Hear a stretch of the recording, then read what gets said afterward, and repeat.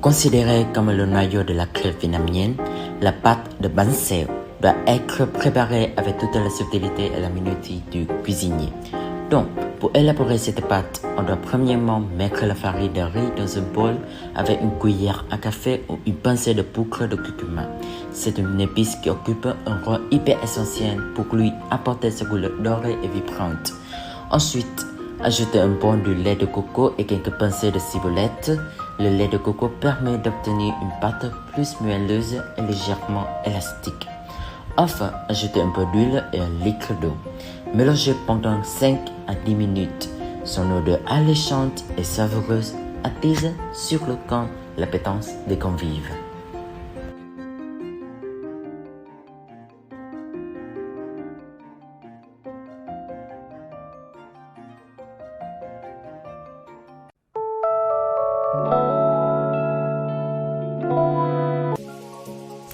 Et après, on lave la viande.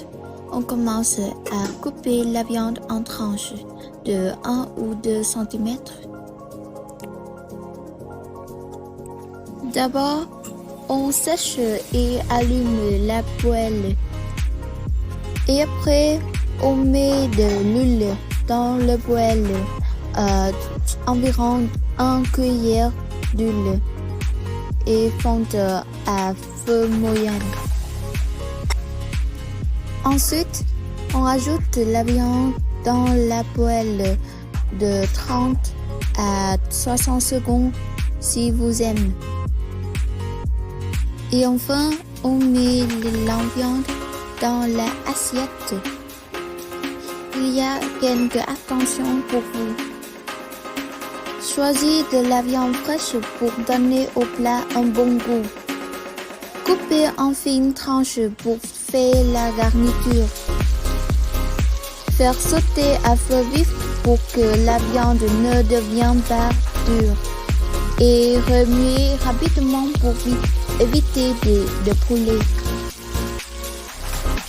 Après avoir sauté la viande, nous passons au sauté de champignons. Comme pour faire sauter de la viande, vous devez d'abord chauffer la poêle et ajouter de l'huile.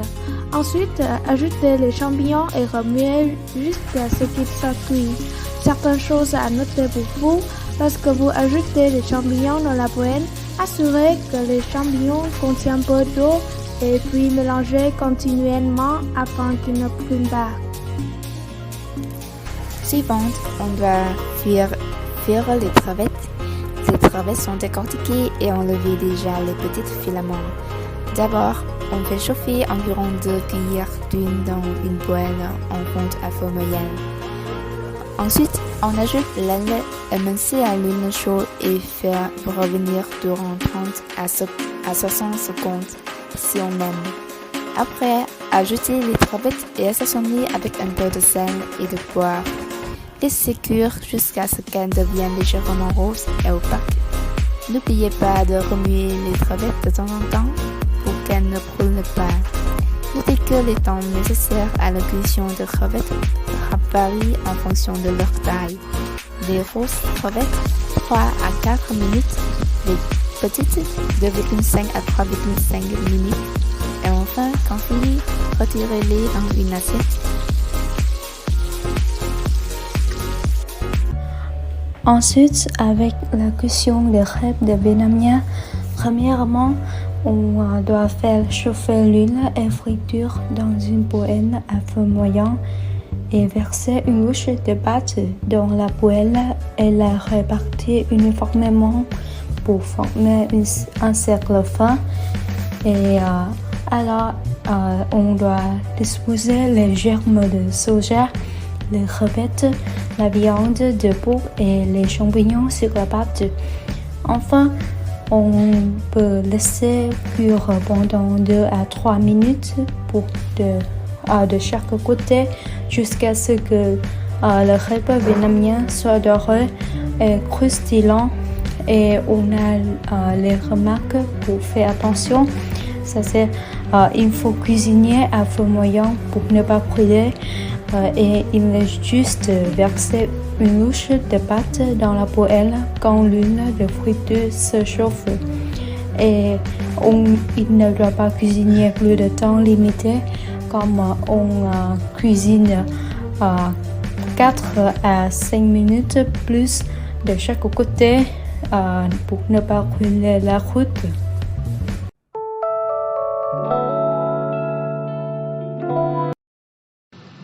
Bon, bienvenue à la décoration.